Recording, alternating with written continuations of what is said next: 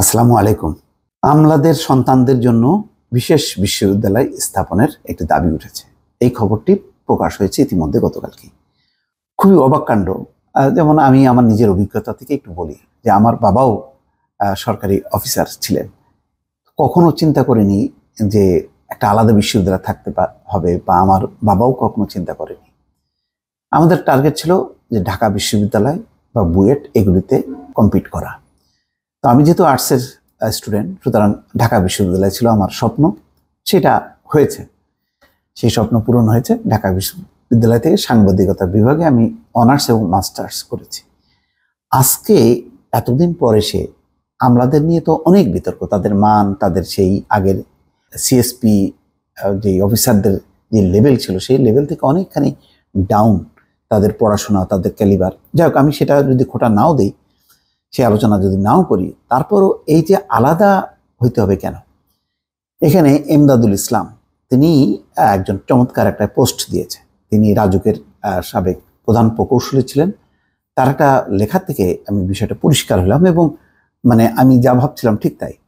বিষয়টা আসছে যে ওই সেনাবাহিনীর অফিসার ও সন্তানদের জন্য যদি আলাদা বিশ্ববিদ্যালয় থাকে, তাহলে আমাদের জন্য না কেন? যেমন তাদের জন্য ওই যে ট্রাস্ট ব্যাংক, অনেক কিছু আলাদা। তো একটা সামরিক বাহিনী হচ্ছে একটা বিশেষায়িত একটা সংস্থা। তাদের অনেক কিছু সিভিলের সাথে মিলবে না। তাদের বসবাসটাও হয় সেনানিবাসের ভিতরে। তারা সাধারণের মধ্যে বসবাস করে না। এটা আমার মনে হয় সারা বিশ্বেই আছে। এখন আলোচনা হইতে পারে যে আমাদের এখানে সেনাবাহিনী কি বিশেষ বেশি সুবিধা দেওয়া হয় কিনা, বেশি সুযোগ সুবিধা পায় কিনা তাদের ফ্ল্যাট বাড়ির ক্ষেত্রে, সেটা অন্য আলোচনা। কিন্তু আমলাদের সন্তানদের জন্য বিশেষ বিশ্ববিদ্যালয় থাকতে হবে কেন? আচ্ছা, এখানে এমদাদুল ইসলাম বলছেন যে সেনাবাহিনীতে প্রবেশের জন্য শিক্ষাগত যোগ্যতা এইচএসসি পাস, খেয়াল করেন। অতঃপর তাদের উচ্চশিক্ষা এবং সার্ভিস কোর অনুযায়ী বিশেষ ট্রেনিংয়ের প্রয়োজনে নিজস্ব বিশ্ববিদ্যালয় যেমন এমআইএসটি ও বিইউপি ইত্যাদি প্রতিষ্ঠা করা হয়েছে। আগে সেনাবাহিনীর সদস্যরা এসব বিষয়ে পড়াশোনার জন্য বুয়েট, চুয়েট, রুয়েট ইত্যাদি কারিগরি বিশ্ববিদ্যালয়ে আসতো এবং আরও উচ্চতর বিশেষায়িত ট্রেনিংয়ের জন্য বিদেশেও যেত। সম্ভবত এই খরচের সাশ্রয়ের জন্য এমআইএসটি ও বিইউপি এর প্রতিষ্ঠা। আবার বিভিন্ন দেশের সামরিক আদান প্রদান চুক্তির আওতায়ও অনেক সামরিক কর্মকর্তা বিদেশে যেয়ে প্রশিক্ষণ নেন। কিন্তু আমলাতন্ত্র তো ওই রকম নয়, বেসামরিক আমলাতন্ত্র। লেখাপড়ার পাঠ চুকিয়ে বিসিএস পরীক্ষায় উত্তীর্ণ হয়ে আমলা হতে হয়, এবং চাকরিরত অবস্থায় অনেকে উচ্চতর লেখাপড়া ও প্রশিক্ষণের জন্য বিদেশে যান, এবং কেউ কেউ সামরিক কর্মকর্তাদের সাথেও তাদের বিভিন্ন ইনস্টিটিউটে প্রশিক্ষণ নেন। আবার দেশেও আমলাদের প্রশিক্ষণের জন্য অনেকগুলো প্রতিষ্ঠান রয়েছে, তাদের যে একাডেমি আছে।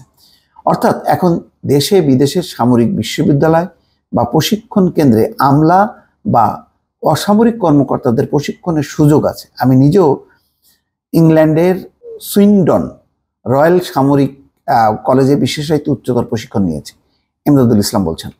কিন্তু আমলাদের জন্য কোনো কলেজ বা বিশ্ববিদ্যালয় হলে তাতেও আর সামরিক কর্মকর্তা বা আমলারা পড়তে আসবেন না বা প্রশিক্ষণের সুযোগ পাবেন না।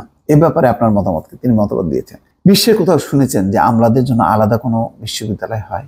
কোথাও নেই। ভারতে বলেন বা উন্নত দেশগুলোতে কোথাও নেই। আমাদের এই দাবিগুলির পেছনে একটা রাজনৈতিক প্রেক্ষাপট আছে।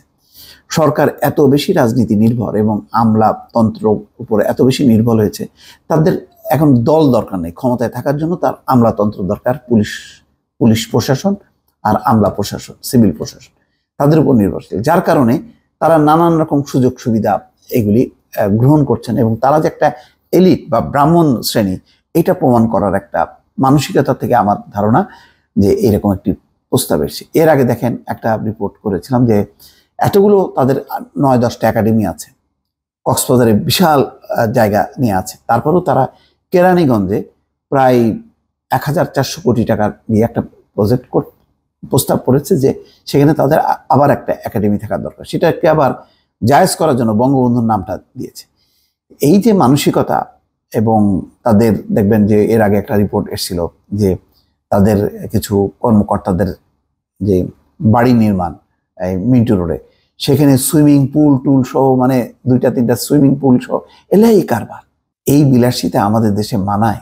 আমাদের দেশে সিভিল প্রশাসন অনেক বেশি জনমুখী, তারা জনগণের সাথে এসে কাজ করে। এই যে বিচ্ছিন্ন থাকা, আলাদা থাকা, একটা এলিট একটা ভাব নেয়া, এর ফলে হচ্ছে কি, মানে আমাদের এখানে জনগণের উপর শাসন শোষণের জন্য এমন একটা শ্রেণী গড়ে তোলা হচ্ছে যে যারা সাধারণের না, কিন্তু তাদের এত ক্ষমতা থাকবে যে তারা সেই ক্ষমতাটা প্রয়োগ করে ক্ষমতাসীনদেরকে ক্ষমতায় রাখবে, এই কারণে যে তারা তাদের স্বার্থ উদ্ধার করবে। এই মানসিকতা থেকে কিন্তু এই চিন্তাগুলো আসছে, নতুবা এটা সুস্থ চিন্তার কোনো খোরাক না বলে আমার ধারণা। দর্শক ভালো থাকবেন, আল্লাহ হাফেজ।